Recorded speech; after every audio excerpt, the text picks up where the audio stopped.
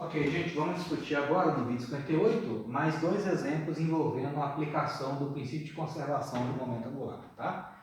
Esse primeiro exercício aqui é uma colisão rotacional, tá? Então, o que está colocado aqui para a gente? Você tem dois discos, tá? De diferentes momentos de inércia. Esse aqui tem um momento de inércia I1. Esse cara está girando em torno desse eixo de rotação vertical, né? Com velocidade angular ω0,1, velocidade angular inicial do disco 1. Esse disco aqui de baixo tem um momento de inércia I2 e ele está inicialmente paradinho, tá? Ele está fixo ali e está parado, tá? E aí, de repente, eu vou soltar esse disco aqui e ele vai cair em cima do disco 2, né? Então ele vai colidir girando em cima do disco 2. Como esse cara aqui já tinha uma certa velocidade angular inicial e quando ele colide tem atrito entre as duas superfícies, né, entre o disco 1 e o disco 2, o conjunto inteiro, né, o conjunto disco 1 mais disco 2, depois da colisão,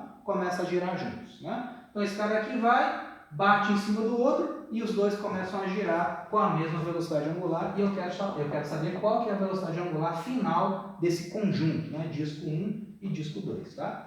Então, de novo, essa é uma situação onde eu vou ter conservação do momento angular. Porque quando esse disco aqui de cima ele colide com o disco de baixo, eu tenho atrito entre as duas superfícies. Mas mesmo que eu tenha atrito, esse atrito ele atua entre as duas superfícies em contato. Então as forças de atrito que atuam entre as duas superfícies de contato, esse atrito ele é interno. São forças internas ao sistema. E forças internas não alteram o momento angular. Então, o momento angular do sistema antes da colisão é igual ao momento angular do sistema depois da colisão. Tá ok? Então, mais uma vez, né, se eu só tenho forças internas conservam a quantidade de movimento angular, ou o momento angular total do sistema. Tá? Nessa situação inicial aqui, ó, o que eu tenho? Esse disco está girando dessa forma aqui. Né? Qual que é o vetor momento angular? Associado a esse camarada aqui, ó, dedo curvado no sentido da rotação, o vetor velocidade angular desse camarada aqui aponta para cima. Né? Então, o meu L0, o momento angular inicial, ou seja, antes da colisão, o meu L0 era justamente o momento angular do disco 1, momento angular I1, vezes o ω0 do disco 1. Né? E esse vetor ω0 do disco 1, ele aponta para cima. Né? Então, você tem aqui o L0 do sistema. Né? Então, esse é o L0 do disco 1, que é justamente o momento angular do meu sistema. Né? I1 ω01. Depois que esse camarada aqui colidiu com o disco de baixo e ambos passaram a girar com a mesma velocidade angular, né? Passaram a girar juntos, eu vou ter um novo momento angular. Só que esse novo momento angular tem que ser igual ao inicial para conservar o momento angular total. Né? Então aqui eu tenho o seguinte, na situação final, né, depois da colisão, quando os dois estão girando juntos, o meu momento angular final, o meu L final, vai ser, como eu vou ter na situação final os dois discos grudados um no outro e girando com o mesmo ômega, então o L final vai ser a soma dos momentos de inércia, né? Vai ser o I1 mais o I2, vezes o ômega final, velocidade angular final. Né? Aqui eu estou usando momento angular igual a I vezes ômega, porque eu estou supondo que tanto esse disco quanto esse são simétricos em torno do eixo de rotação. Quando isso acontece, o momento angular atua paralelamente ao eixo de rotação e o L, portanto, é paralelo ao ômega, nas duas situações, inicial e final. Né? Então, para conservar o momento angular, esse camarada aqui tem que ser igual a esse. Né? Então, como é que vai ficar aqui? Ó? Eu vou ter aqui o I1 mais o I2, I1 mais o I2, vezes a velocidade angular final do conjunto após a colisão, isso tem que ser igual a momento angular inicial, que é o I1 ω01. I1 vezes ω01. Então, o momento angular final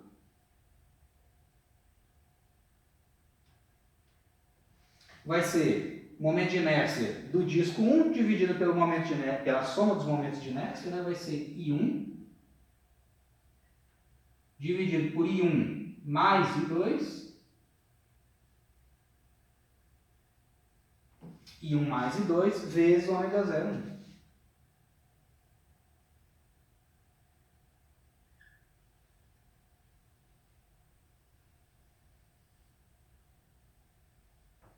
Então você vê, né, claro, para conservar o momento angular, a velocidade angular final tem que ser paralela à velocidade angular inicial, né? Ou seja, depois da colisão, os dois discos vão continuar girando nesse sentido aqui, no mesmo sentido do giro inicial, né, do disco de cima, só que com o ômega final menor do que o ômega inicial, né? Tem que ser, né? Porque aqui quando você gruda os dois discos, se você teve um aumento do momento de inércia, né? Então, se você teve um aumento do momento de inércia, para conservar essa equação, a velocidade angular tem que diminuir, ok? Então, eu vou ter um movimento de... a velocidade angular do conjunto vai ser menor do que a velocidade angular inicial do disco 1, tá legal? Eu vou ter um freio, né, devido à colisão, tá legal? Tem como a gente fazer uma estimativa também, só complementando esse exercício aqui, agora que me veio aqui na cabeça, dá para a gente estimar também a perda de energia cinética rotacional entre a situação inicial e a situação final. Porque você vê que vai ter uma mudança no ômega. Então, muito provavelmente, vai ter uma mudança também no conteúdo de energia cinética do sistema. Vamos fazer uma conta aqui rápida da energia cinética final, usando esse ômega, a energia cinética inicial e ver se teve algum tipo de dissipação. Provavelmente sim, né? Quando você colide os dois, como você tem atrito entre os dois, você pode ter perdas devido a som, você pode ter perdas devido à energia térmica, né? Devido ao atrito entre as duas superfícies, tá? Então, sabendo esse ômega final aqui, antes da gente passar para o próximo, vamos calcular a perda de energia cinética, tá? Vamos fazer aqui rapidinho, nessa colisão rotacional, né? Então, no início, eu tinha o seguinte, a energia cinética, o K inicial, energia cinética rotacional no início, era simplesmente meio de I1 vezes ômega 0,1 ao quadrado, né? Energia cinética rotacional, energia cinética de translação é meio de mv2. Energia cinética de rotação é meio de I ômega 2, fazendo aquelas analogias, né, entre massa e momento de inércia, velocidade de translação, velocidade angular, né? A energia cinética final, o meu K final, vai ser meio de momento de inércia final é a soma dos momentos de inércia, né? Que os dois discos estão grudados e girando juntos na situação final, após a colisão, né? Então vai ficar meio de I1 mais o I2 vezes o ômega final ao quadrado. Mas o ômega final ao quadrado é esse troço todo aqui ao quadrado, né? Então vamos ver, isso implica aqui. O meu K final, energia cinética final, vai ser então meio de I1 mais o I2, I1 mais o I2, vezes o ômega final ao quadrado, que é esse troço todo aqui ao quadrado, né? Vai ser I1 ao quadrado, I1 ao quadrado, dividido por I1 mais I2 ao quadrado,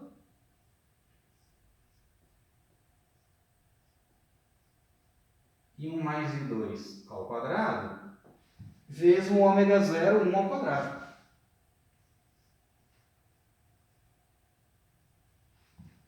Né? Só apliquei direto esse resultado aqui, né? Momento de inércia 1 ao quadrado, soma dos momentos de inércia ao quadrado, ômega 0, 1 ao quadrado. Né? Então, como é que vai ficar aquilo ali? Então, vai simplificar aqui, né? Esse I1 mais I2 vai cortar aqui, vai cortar com esse cara, né? Então aí vai ficar o seguinte, que o meu K final vai ser o seguinte, meio de... Aí, aqui eu vou escrever da seguinte forma, você já vai entender o porquê. Aqui não tem o I1 ao quadrado, o I1 ao quadrado é a mesma coisa que I1 vezes o I1, né? Então, só multipliquei ali, né? Deixei explícito aqui, dividido por I1 mais I2. I1 mais o I2. Tudo isso multiplicado pelo ômega 0,1 ao quadrado. Ômega 0,1 ao quadrado. Por que eu fiz isso? Porque olha só, gente. O que era a minha energia cinética inicial? Meio de I1 ômega 0,1 ao quadrado. Então, ó, meio de I1 vezes ômega 0,1 ao quadrado. Então, esse termo aqui, vezes o meio, é igual à minha energia cinética inicial. Então, a minha energia cinética final, ela é igual. Esse termo vezes aquele é o meu K0. Então, o meu K final é igual a K0, que é a energia cinética que eu tinha inicialmente, vezes esse fator, I1 sobre I1 mais I2.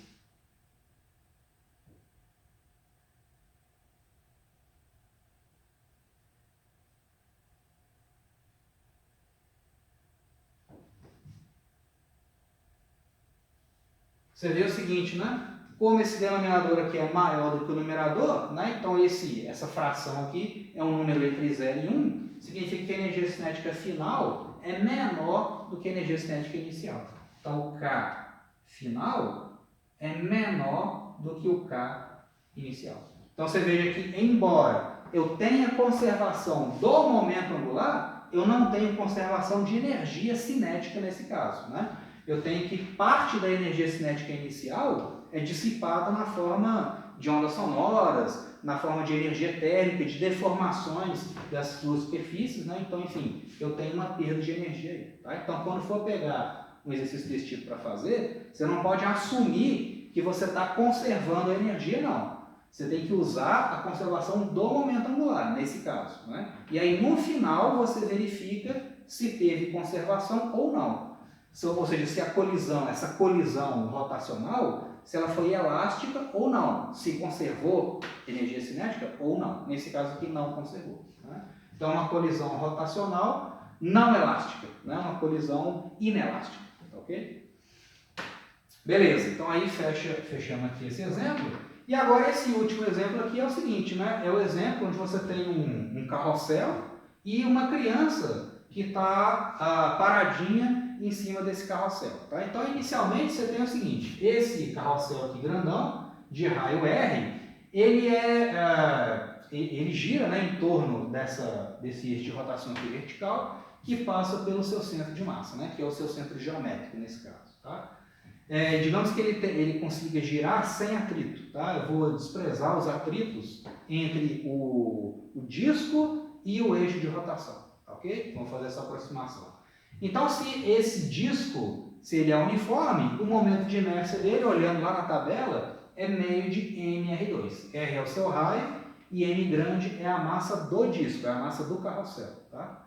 Aí essa criança está paradinha lá em cima do carrossel e ela está segurando uma pedra, tá? Uma pedra que tem uma certa massa, MP. A criança tem uma massa MC, tá? A massa da criança, e MP é a massa da pedrinha que ela está segurando.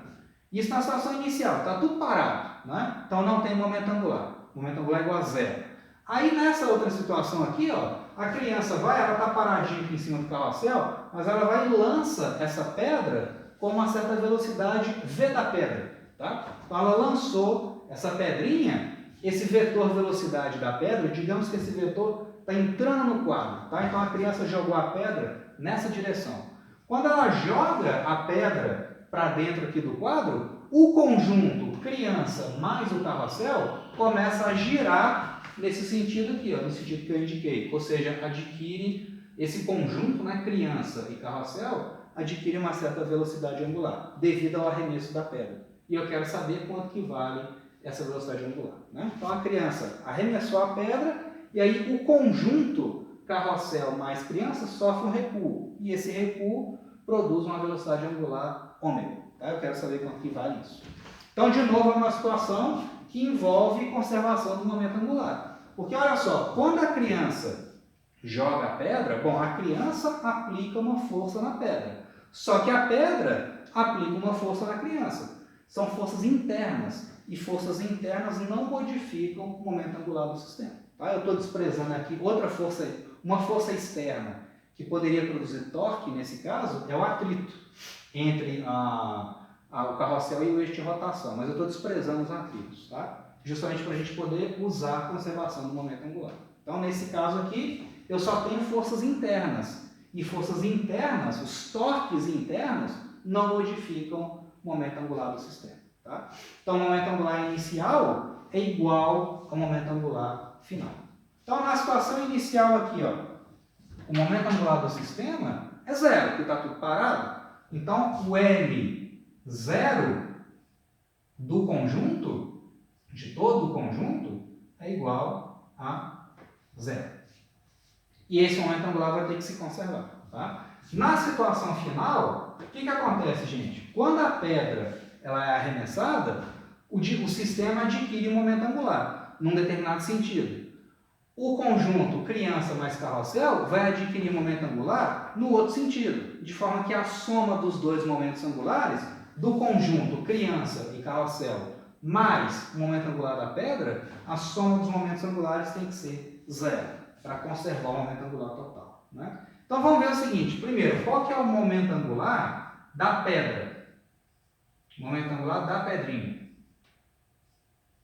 Tá? Olha, gente, o momento angular da pedra, por definição, o que é momento angular de uma partícula? Momento angular é R VEC MV.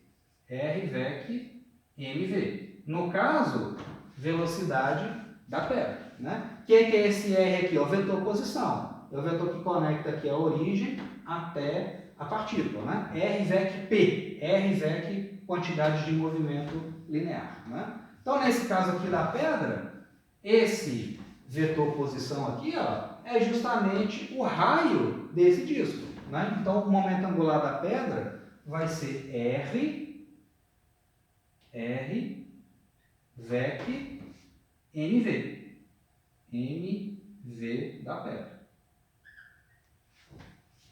Ok? A velocidade da pedra é conhecida. Tá? É um dado do problema. Né? Para onde que vai apontar esse vetor momento angular aqui, gente? Olha só. Eu tenho o vetor R, que eu não representei aqui, né? Mas esse é o R, e esse é o vetor MV. Então, o vetor R é um vetor paralelo aqui ao quadro, apontando para a direita. O MV da pedra é um vetor que está entrando no quadro. Então, ó, vetor posição e o vetor MV está entrando no quadro. Eu quero fazer esse azul, produto vetorial, com esse outro. Então, ó, R, VEC, MV, ó, R, VEC, MV, estica o dedão. Então, o momento angular da pedra aponta para cima. É um vetor que aponta para cima. Então, esse aqui, ó, é o L da pedra.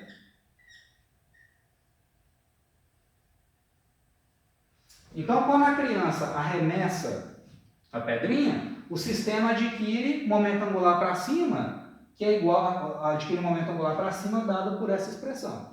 Só que o momento angular total tem que se conservar. Então, para conservar o momento angular total, tem que surgir um outro vetor momento angular apontando para baixo, que vai anular esse aqui e vai conservar o momento angular igual a zero, que é o que eu tinha inicialmente. Né? Então, como que isso acontece? O conjunto criança mais carrossel vai passar a girar nesse sentido aqui, ó. Porque aí, ó, esse conjunto girando nesse sentido, ó, se está girando nesse sentido, a velocidade angular do conjunto aponta para baixo. Consequentemente, o momento angular aponta para baixo. Aí o momento angular da criança junto com o carrossel vai apontar para baixo, vai anular o momento angular da pedra. E aí conservar o momento angular total. Tá? Então vamos fazer isso aqui. Agora, qual que é o momento angular do carrossel somado com o da criança? Né? A criança ela está girando junto com o carrossel. Né? Então aqui eu vou ter o seguinte. Ó. o momento angular total, paralelo ao eixo de rotação, né? O L do carrossel, vamos colocar assim, o L do conjunto vai ser momento de inércia vezes ômega. Só que aí eu tenho que levar em conta, é o momento de inércia do disco mais o momento de inércia da criança, porque os dois estão andando juntos, com a mesma velocidade angular, né? Que é o que eu quero achar o ômega do conjunto.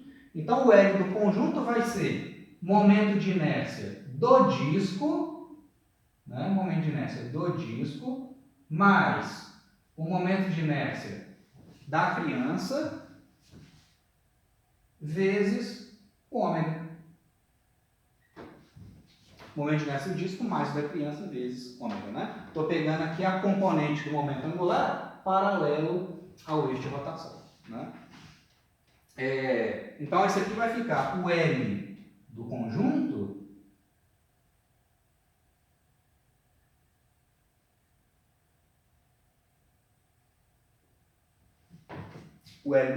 vai ser o momento de inércia do disco, vai ser meio de nr2.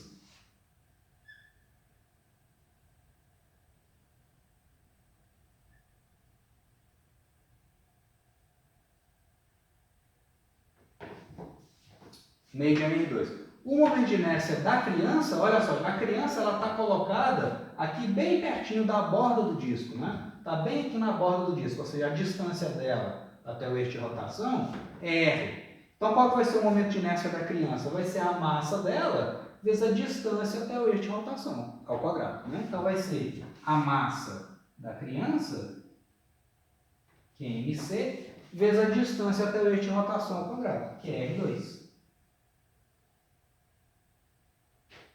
Vezes o ômega.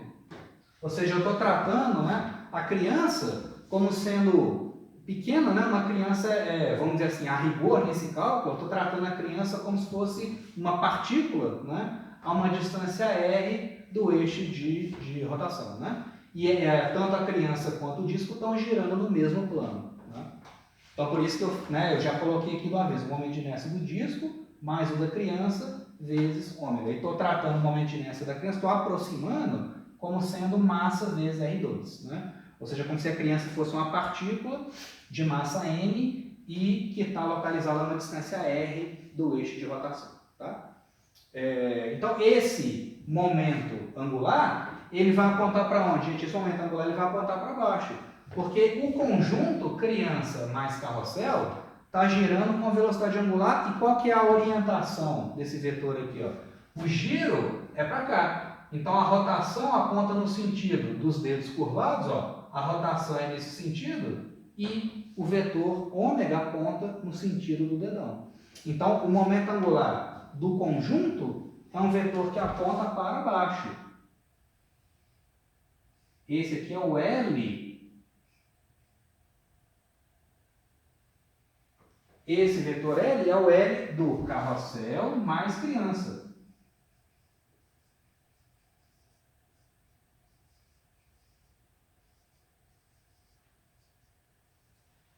Ou seja, o momento angular do conjunto carrossel mais criança. Né? Esse momento angular, somado com esse, tem que ser zero, para conservar o momento angular total. Né? E eu quero achar quanto que vale o ômega do conjunto. Tá? Então, só fazer a conta agora. Só aplicar a conservação.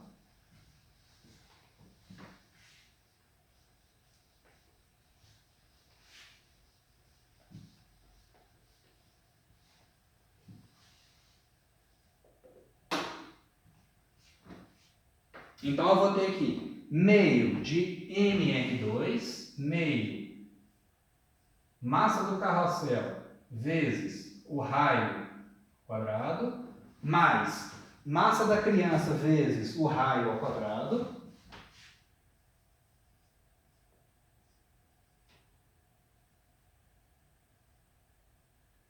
isso tudo vezes o ômega, mais o momento angular da pedra, que é R VEC MV, né? Então vai ficar mais R VEC, massa, aqui é a massa da pedra, não esqueci de colocar aqui, ó, é MP, massa da pedra, vezes velocidade da pedra, massa da pedra, vezes velocidade da pedra, isso tudo tem que ser igual a zero, que é o meu momento angular inicial. Não é? Vamos passar essa equação aqui, gente, da forma vetorial para a forma algébrica, né? Porque eu quero achar quanto que vale o ômega. Né? Então, olha só, esse vetor RVEC, massa da pedra vezes velocidade da pedra, ele aponta para cima. Então, vamos dizer que os vetores que apontam para cima, eles recebem um sinal positivo. Né? E esse outro vetor aqui que aponta para baixo, ele vai receber o sinal negativo. Tá? Então, vamos ver, esse camarada aqui, ó, vão escrever o módulo dele e atribuir o sinal negativo. Tá? Então, aqui eu vou ter. Então, isso me implica o seguinte. Eu vou ter o R2 eu posso pôr em evidência aqui, ó, vai ficar R2 que multiplica massa do carrossel sobre 2 mais a massa da criança, né, vezes ômega. Isso aqui é esse momento angular em módulo, só que eu tenho que atribuir o sinalzinho de menos para ele. Então, vem aqui, taco um menos. Né? Mas, vamos pegar o módulo dessa expressão aqui e acompanhar ele com um sinal positivo. Então, RVEC em MV vai ficar, módulo desse cara é R. Módulo do segundo é a massa da pedra vezes a velocidade da pedra. Vezes o seno do ângulo entre R e V. O vetor R aponta para a direita. O vetor velocidade aponta para dentro do quadro. Então, seno de 90 que é 1. Né? Esse termo aqui vai vir, de fato, acompanhado do sinal mais, que foi a escolha que eu fiz. Né? Essa soma tem que ser zero. Esse cálculo algébrico, né, tem que ser zero. E o que eu quero é esse camarada aqui. Né? Então pronto, esse cara está subtraindo, vou passar para lá somando. Então isso vai me dar o seguinte, que R quadrado vezes massa do carrossel sobre 2 mais a massa da criança vezes o ômega, isso tem que ser igual a massa da pedra vezes o raio do carrossel, velocidade da pedra. Né? Aí aqui vai simplificar, posso dividir tudo por R, esse R aqui corta, esse outro R aqui, e aí vai me dar o seguinte, que a velocidade angular de recuo, né, do conjunto carrossel mais criança vai ser o seguinte, o ômega, ele vai ser massa da pedra, velocidade dela, massa da pedra, velocidade da pedra, dividido por isso tudo aqui, ó, dividido por R,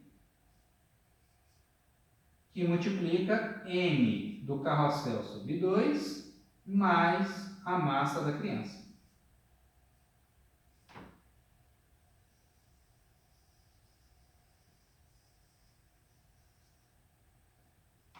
Então você vê que de fato, né, quanto maior a velocidade da pedra, maior o recuo em termos de velocidade angular que a criança e o carrossel vão sofrer. Né? Ou seja, quanto mais forte a criança manda a pedra, né, se ela lança a pedra com alta velocidade, essa velocidade angular vai ser maior. Né?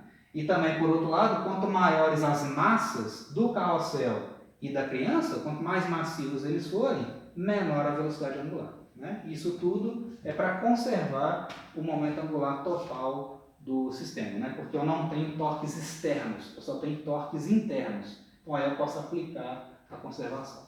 Tá legal? Então, gente, eu vou encerrar, né, a parte de conteúdos do nosso curso, ela encerra com esse exemplo, tá? E aí, então, eu vou depois disponibilizar mais alguns vídeos com a solução da lista de exercícios, ok? Mas, a rigor, o nosso curso termina com esse exemplo aqui e a discussão da conservação do momento angular. Tá? Então, a gente retoma depois com as aulas de exercícios.